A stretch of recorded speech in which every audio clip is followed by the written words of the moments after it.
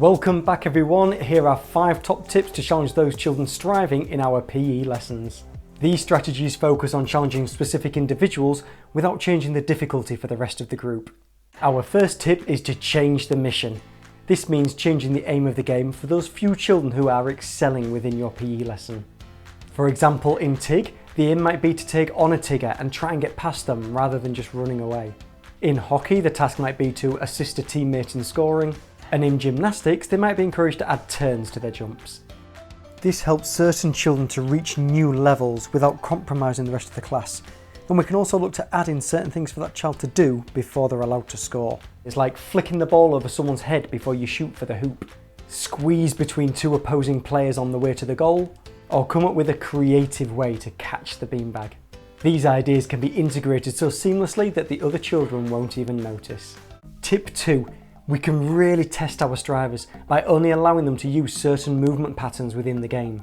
If you're struggling for ideas here, the Animal Kingdom throws up lots of neat and interesting suggestions.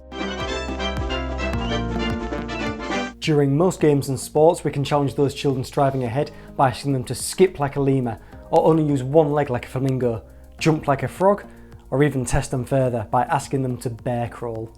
Now, because their movement is compromised, children will need to focus on refining and developing other skills in order to remain successful. We can add to this by awarding them extra points if they can achieve the learning outcomes by moving sideways or backwards. Our third tip centres on crossing the midline. This is where we have one half of the body performing a different movement to the other half of the body. This is an essential skill for engaging in PE, physical activity, as well as other life tasks, and we can use it to challenge our strivers.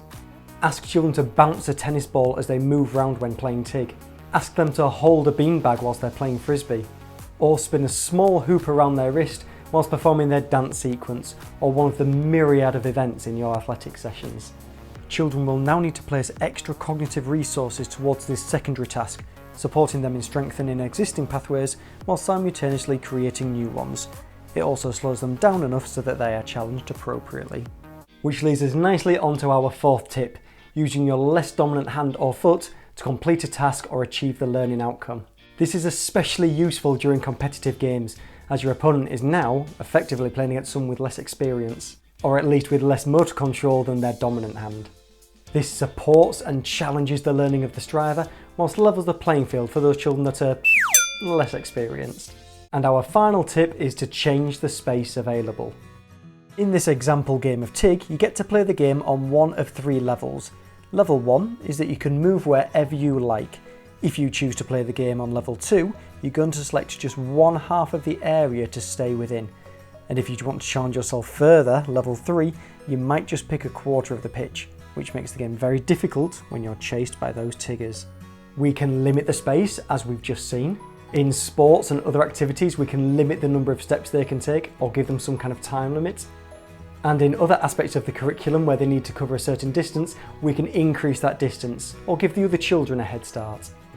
Thank you for watching everybody. I hope that you enjoyed this week's video. If you did, then please like and share the video with anybody else that you feel would benefit from it. And as always, remember to subscribe so that you can catch next week's video. I'll see you then.